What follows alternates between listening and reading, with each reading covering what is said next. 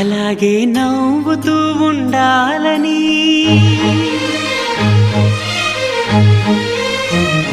అలాగే నవ్వుతూ ఉండాలని నింగి నేల వాగు వంక చెట్టు చేమ గువగూడు ఆశీర్వదించాయి.